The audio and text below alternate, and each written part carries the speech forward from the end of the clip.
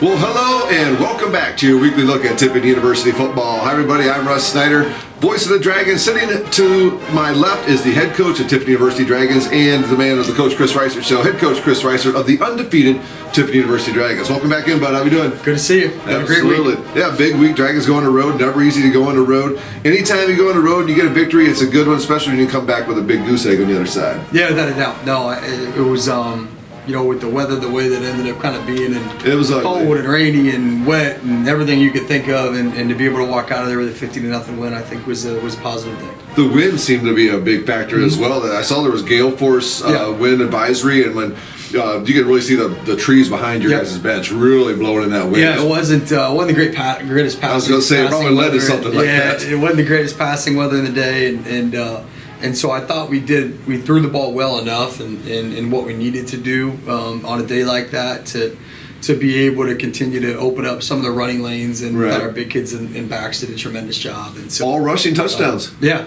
So anytime you kind of have a day like that, it's you kind of you figure out, all right, what's the risk of throwing it here versus being able to run the football, and when you have really good linemen and good tight ends and good backs, and it helps that you can kind of put the game in their hands a little bit and let them run with it.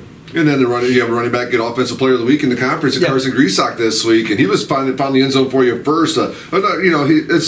Kid's been working hard. He had a bit of injury early here, working his way through, but kid's been working hard, and he really fits in with the scheme and the fit of your running back group that you got. Yep. It's a real nice fit with all those guys you got. It is. No, it's a great mixture. You've got Carson, more of a power-driven guy, and you've got Tyrese, who's more of a power, shifty guy. You've got Dev, who's cerebral and fast and explosive. You've got Ron, who's explosive and physical, and so you've really got four guys that are playing really well. Really in Saturday's game, we had three guys that were almost over 100 yards. Oh, I know. I was rooting for them. I bet they don't know the numbers on the sideline. You had two over 100, and then one was like 92 or something like that. I'm like, man, when's the last time that's ever happened? So, pretty neat that we've been able to get the ball around. It's like we have it wide out, just kind of spilling the ball around and letting different guys make plays, and it's been a pretty cool season with that. The GMAC Offensive Player of the Week, Cris Reisert, got the Dragons scoring started. A 4-yard touchdown run after a 2-play, 12-yard drive, 26 seconds off the clock, set up by a special teams turnover on the punt to give you guys an early lead. No, muff punt, and one of our guys was there, able to jump on it and kind of Johnny on the spot and made a really nice play. And so that was a huge, I think, kind of turning point in the game. And really when you think about that weather, the ability to manage the other stuff, you always think about throwing and catching, but it's like, hey, you got to catch kickoffs and you got to catch punts and you got to snap and you got to hold and you got to catch all of these different things. And so I thought that other than one kind of knucklehead play by us on offense, we really managed that part of the game, and I was proud of that. Yeah, well, Cris Reisert also found the end zone again a second time in the first quarter to give Dragons a 14-0 lead. A 5-play, 69-yard drive, minute 29 off the clock as he goes from 57 yards, and your defense set you guys up with pretty good field position after a big third down sack, forcing the punt to you. Yeah, big third down sack. That was really the theme of the game for us defensively. I want to say, and I quote me if I'm wrong, but I believe they were 0 for 12 on third down. I have it down here, 0 for 13. Even better than you thought. Right, even better than I thought, right? 0 for 13 on third down, and so our defense played lights out. Yeah. Anytime you hold them to 0 for 13 on third down, as like I told the guys after the game, it's really hard to lose if they don't score. Exactly. Right? So we can go to a never-ending infinity tie, right, at that point. But we're not going to lose. So I think those guys really taking the bull by the horns and understand that in an inclement weather game, right, really to be able to dominate defensively is a huge advantage. Absolutely. 14-0, the Dragons led it after the first quarter. Second quarter, we mentioned him just a little bit ago, Ronald Blackman, a 4-yard touchdown run, a 9-play, 64-yard drive, 2 minutes, 46 seconds off the clock. The score becomes 22-0. We'll touch on that in a second. First, that was set up, again, a third down play. Your quarterback, Casey Martin, finding Josh Lewis to keep the drive alive and allowing Ronald to get in the end zone. Yeah, big time conversion there on the way of the drive, and Ron's played really well these last few weeks, and so just another opportunity for him to take another step, and got some holes opened up by our offensive line, and they've done a great job, and so it was cool to see that happen. James Dean with the 2-point conversion. Was that how you drew it up, or no? That was one of those wet days, right? That's what I thought. Sometimes you get a slick ball back there, and you got to be. But you practice those situations if there is a situation, it's right? the ability to handle that stuff, and we talk all the time about no flinching. Like sometimes you have one of those days where you can't control some of the deals that come up, and it's the team that manages mistakes, I think, sometimes the best. And I didn't think we panicked in any regard. No. Really all day. And so it was why we were able to weather the whole thing. 22-0, the Dragons led at that point. And then another young man who we mentioned earlier, Tyrese Banks-Dorn, from 10 yards out, an 8-play, 40-yard drive, going 2:36 off the clock. The Dragons leading it now 29-0. The Dragons, or TU stopped at the 1 yard line on the previous drive, right? Yeah. And then the third down play on this one. So the Dragons stopped at the 1 going in. And it's interesting, one of our questions has to do with goal line that was submitted to us by a listener, or a viewer. And so you stopped at the 1 yard line, defense gets the ball back for you, then another big third down play, Casey Martin, this time to Jalen Thomas to set up that Tyrese Banks-Dorn touchdown. Yeah, no, really big run by Ty. And I think, I think we always mention the skill guys. I want to mention the O-linemen too. They said they're good. So, I don't know who was in on that particular drive, but really all year you've had Chance Roberts at left tackle. Mm-hmm. Zach Richardson has played left tackle for us as well, and you've had James Raber and Dagan Bush at left guard. You have Big Shane, the man in the middle, Bumgarner at center, and at right guard you've had Jordan Speller and Cassius Holbert has gotten some reps and some time, and then at right tackle you have CJ that's done such a tremendous job for us, and then Gavin Robbins really transitioned out to right tackle for us and has done a really great job. CJ Dawson, I don't know if I mentioned his last name, but those guys have been lights out, and so I think it's cool for them to get their name on the show, and absolutely, because so much of what's happening is really because of what they're doing up front, and Coach John's our O-line coach, OC, offensive coordinator, and just done a tremendous job. People who maybe just be casual football fans and they hear like an announcer when they're watching a game on Sunday or something talk about the offensive line really needing to be a unit of one, and that's really true. I mean, they have to know each other. Yeah, no, I think your offensive line coach is probably the most important guy on your staff. Right? There you go. He's got the most people that he's got to manage and make cohesive and get them all on the same page. And we're fortunate to have a guy that I think is the best in the country. And so we'll continue to evolve and get better. But I think it's good to at least stop and acknowledge that. Your defense can get you the ball back all the times you want, but if you aren't blocking anybody up front, you aren't putting points on the board. There's no doubt. I'm so proud of our defense too. But I just always like to mention the big guys because they never get in the box score. They never get the shout outs. And I think I'm glad you did. I think it's cool for them to hear their name. Absolutely. They've been doing a fantastic job, or else we wouldn't have guys who are towards the top of the leaderboard and running the football, quarterback efficiency. Without the offensive line, none of that is even possible. All right, Dragons take a 29-0 lead into the halftime. Tyrese Banks-Dorn gets the scoring started again in the third quarter, this time from 23 yards out. 6 plays, 58 yards, 2:18 off the clock. And Carson Grisak had a big 10-yard run and set that one up before Tyrese took a 23 to the house. Yeah, it was a good run by Ty.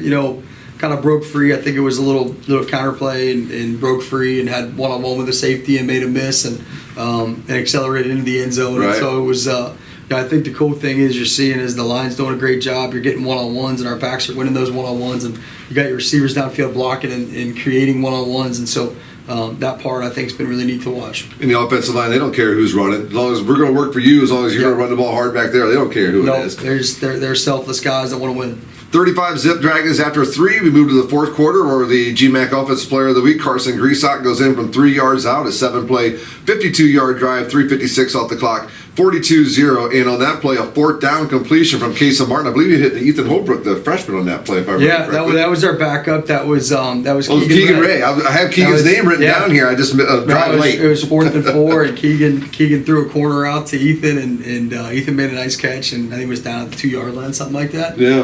And I think Carson, like you said, ended up scampering in. So, yeah, it was nice. We got to get, we traveled 58, all 58 played. And, fantastic. And so everybody got to get reps, and it was one of those deals where you want to get real life experience too, for some of those guys that haven't played a ton of football, and you're hoping to have a long season, so you're developing depth along the season, and it was one of those opportunities where we could do that. I see, I did have Keegan's name written down. No, it's good. Yeah, I did have it in there. You just second-guessed yourself in the moment. I know, my golly. All right, the final scoring play for the Dragons was Tyrese Banks-Dorn, again from 30 yards out. He had a lot of long touchdown runs. 5 plays, 62-yard drive, 50-0 your final score. Now Tyrese Banks-Dorn is the second in GMAC in scoring per game. Is he really? Yeah, absolutely. Now, so how cool is that? Yeah, we had no idea. Yeah, pretty cool stuff. And I had Keegan Ray written down as the quarterback on that drive, and I apologize to his family. Local kid too. So like him and Ethan Holbrook, a couple local kids. I know that when we first time we think Ethan had a catch this year, his former coach and stuff was all over social media sharing that stuff. So I love seeing that stuff too. No matter whether they're local kids or they're coming,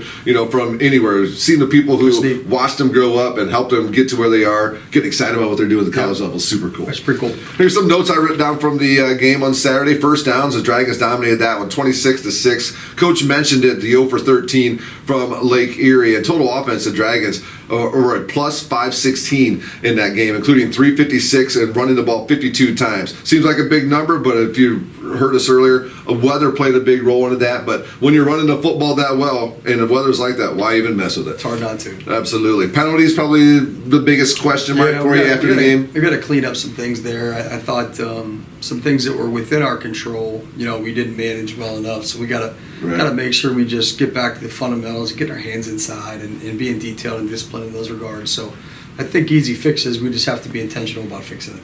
Defensively, Patrick Tuame led you with 6 tackles. Robert Holtz, a couple more sacks. Antonio Berry, Caleb Street getting to the quarterback as well. So good pressure from your defense, not only getting to the quarterback, but really stuffing the run as well. Held down a very explosive wide receiver to a very minimal. Yeah, no, I thought we played really well in D, and like I said, I think anytime you control the game up front on offense and defense, I mean, it's gonna yield dividends in some regard, right? At the end of the day, and I thought defensively, I think we had, I want to say it was 4 sacks. It was a really big day in that regard, and so it was huge. Homecoming now. Yeah. Homecoming this weekend, busy weekend on campus. We'll have our Hall of Fame festivities on Saturday morning, then the volleyball game, then a football game following up on Saturday afternoon at 4 o'clock. Just talk a little bit about, you've experienced this as a head coach, but also talk a little bit about it as a player. Homecoming just generates a little bit more excitement. Yeah, I think it's awesome. I think it's former friends, it's former alumni, it's guys that have a lot of pride in the university and in the program, and they get a chance to come back and see what's happening at their past stomping grounds, And so for us, we take a lot of pride in making sure that what they see on the field is what they should see, and it's just who we are and how we play, and effort and toughness and discipline and accountability, and playing with a bunch of energy. And so our job is to show the best version of ourselves, right? To all that come back to see us, and in order to keep moving it forward. It's good for me because I have been around this program for years and years and years, and some of my old friends, I get to come back. Social media is great for keeping in touch with people, but it's not like seeing everybody in person, is it? There's all right, no doubt. Kentucky Wesleyan coming in here on Saturday, 4 p.m. They're 2-3 in conference, 3-4 overall, but they're bringing in the third total offense in the GMAC. They like to put it in the air. They don't run the ball a whole lot, but boy, they sure do like to throw it. Yeah, quarterback's a really good player. Christian Arambaiti. Yeah, number 4, really good player. Dual threat kid.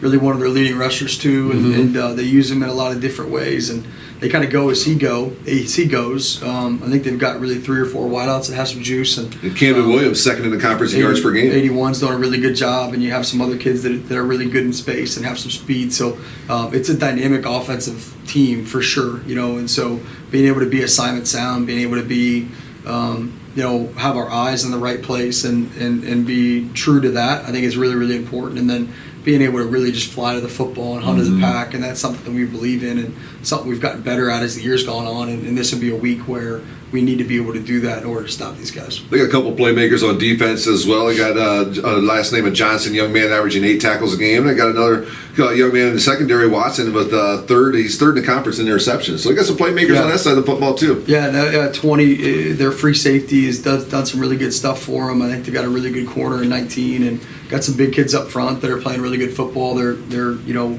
middle linebacker and their weak side linebacker are both nice players, and so these guys have always played really well on defense, in this conference, and now they're kind of putting together some offensive output with it. So I think it'll be a good test for our football team, and one that we need to be ready for, in every facet of the game, all 3 phases, and to make sure that we can match the intensity and hopefully set the foundation of what the game will feel like. Yeah, you just beat me to what I was going to say. No matter what we say about these guys, it really just all breaks down to what happens by the guys in the green and gold. Yeah, always. Yeah, whether you're playing the New York Giants or Kentucky Wesleyan, you know what I mean? You can These days, it's pretty similar. You can only control yourself and can only control right? The factors that are directly in front of you, and that's our effort, and our preparation, and our mindset, and our focus, and hopefully we'll have a no-flinch mentality, and they'll have some things that are drawn up that we probably haven't seen, and we'll have to react and figure it out, and probably vice versa to them, and so I think that's one of the cool things about football is you go out there and two good football teams show up, and you duke it out, and one team wins and one team loses. So we've got to work really, really hard throughout this week to be the one that comes out on the right side. Only a couple home games left, which is amazing. 2. 4 games left on the schedule. Two at home, then 2 on the road. Season, and gee, Christmas seems like it goes faster every year. I know. And at least now, though, for the last 2 road games, I'll be going with the team and going to those facilities and calling those last 2 games. Our schedule will finally allow me to make it to some of those road games. Good. Well, we do a segment here at the end of the program called Questions for the Coach. If you'd like to submit a question for Coach Cris Reisert, the best way to do that is email me, WTUD@tiffin.edu, or Snyder, R, 2 R's at the end, @tiffin.edu. You ready, Coach? I got 4 of them for you here today. Let's do it. All right, this is from Joe in Sandusky. He says, what is your favorite prep day of the week for Saturday football game, Monday through Friday, or why? Tuesday. Tuesday's our most physical day. You know, it's competitive, it's good on good, it's banging on each other, you know, inside feels like a football game, you know, our team period, good on good, feels like a football game. I mean, it's really good football players crashing into each other, running after the football, violence, and it's what it should be, you know, and you can't do that every day. No, you can't. But our guys have done a really good job. Like, they know that when it's Tuesday, man, all that matters is that it's physical, you know. Awesome. And so that's, if you were to come watch us practice on a Tuesday, I think you'd be really astonished at how physical it is on a Tuesday. Pretty cool. It's pretty cool. I like that. All right, this is from Ryan in Upper Sandusky. What is your go-to meal on the road for the team? Yeah, so post game we've done Canes. Canes is always good. I like Canes. That's been the last couple of weeks. We've done Canes. They do a tremendous job. You can't beat the sauce and the tenders. And we obviously do a double bread. I mean, this is a regional question as well. Yeah, we do the double bread instead of the coleslaw. Right, we're not heathens. Right, so we figure that out. And but yeah, that's probably it. And then really pregame is always the same thing. It's chicken and pasta and bread and salad and fuel for Saturday and for a game day. Well, the last thing you want is a kid getting hungry during the game. Yeah. I mean, how easily do you get distracted? Yeah, we have more food in the locker room and energy stuff in the locker room. Yeah. And you're trying to make sure that they have whatever they need to play at their best. All right, this one comes to us from a fan in Long Island, New York. His name is Mike. He refers to himself as goal line Mike. He wants to know about the goal line. How do you win, both offensively and defensively? Because we've had a lot of goal line situations this year. Yeah, no, I was tackling that this afternoon. I think more than anything, I think you have to, you know, on defense, you have to understand you slightly have the advantage because there's less space that you have to cover, and finding a way to get an extra hat or 2 in the run game, I think, is really, really important on defense. And being able to play man or some type of zone coverage is typically what it looks like. Some teams will play that 7 across stuff. And, it just kind of depends on what your preference is in that regard. You know, for us, our philosophy has always been, you know, on offense is you want to try and do your best to spread things out and protect both edges when you need to or when you want to, and hopefully find some ways to manipulate what it is that they do from a pass game perspective. Are they a man team, a zone team, are they a lanes team? Is it 1 high, is it 2 high? What type of looks are you probably going to get? And can you build in answers if you don't get the look you think you're going to get? I would imagine some of it, too, on the goal line is, you know, technique and toughness. You know, if you just get yourself out of your fundamentals, and, you know, a lot of times a low man wins, they say, right? You know, it's regardless of how many hats you have in the box, right, or how many people are in the box, right? If the 5 guys up front can get under the other 5 guys across from them and lift them and move them, it's a bit irrelevant what's behind them. Yep, you know, exactly. And so that's really the thing that we stress, where it's like, look, there's so many things outside of your control. What we can't control is our ability to move and create push and create momentum, and that creates value for us and hopefully allows us to score touchdowns. Right back to those guys we mentioned earlier, the big guys up front. That's where it all both starts. sides of the football. That's where it all starts. All right, our final question comes to us from Randy in Fremont. He says, what's the biggest challenge to you and your coaching staff as you get ready for this final 4 weeks of the regular season? I think continuing to get better while also making sure to not run our guys down. Yeah, right? It's a long season. That has to be part of it at this time of year. You know, it's a long season. We're getting ready to play our 8th game in 8 weeks, right? And we do play a physical brand of football. And I think inevitably, right, that's going to cause wear and tear on your guys. And so like I said, Tuesday's physical, right? And it has to be. But every week you're kind of reflecting on how do we continue to evolve and get better and make sure that fundamentally we're improving, schematically we're improving, physically we're improving, but at the same time creating a situation where our guys are as fresh as they need to be on a Saturday afternoon to play. So I think it's a constant give and take as you get deeper into the season. Practice needs to be shorter. This period needs 6 plays instead of 8 plays. This guy needs this play and not that play. So you're constantly it's different every year. I think mine. You got to read your teams. You do, and I think it's one of the cool things each year as a coach is it's constant evaluation throughout the season, where you're at mentally, physically, spiritually, emotionally.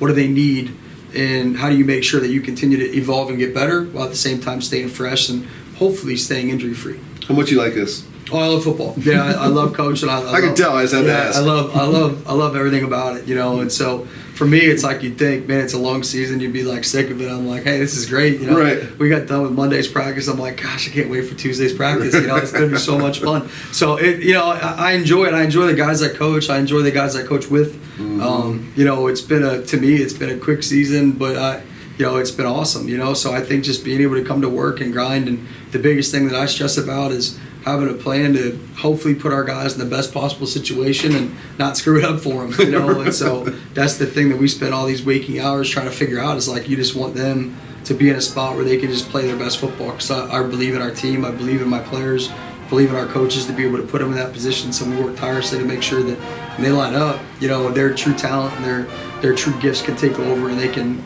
have a good football game. If you'd like to submit a question again for Coach, email wtud@tiffin.edu or snyderr@tiffin.edu. This Saturday, Dragons home at Frost Cow Stadium. Dragon walk about 1:30. 1:30, yes, sir. Yep, so Hall of Fame at 10 a.m., volleyball at 12. The Dragon Walk at 1:30, kickoff at 4. Our pregame coverage will begin at WTUD at 3 o'clock. We'll join Coast Country 100.9 at 3:30, and that's also when we'll go live on the Great Midwest Digital Network. A lot of moving pieces, but as long as it all adds up to a Dragon W, we'll figure it out and get her done and celebrate it after the fact. So thank you so much for your time. We'll see you next week. Thank you. He's Coach Cris Reisert. I'm Russ Snyder, and you have been watching the Coach Cris Reisert Show.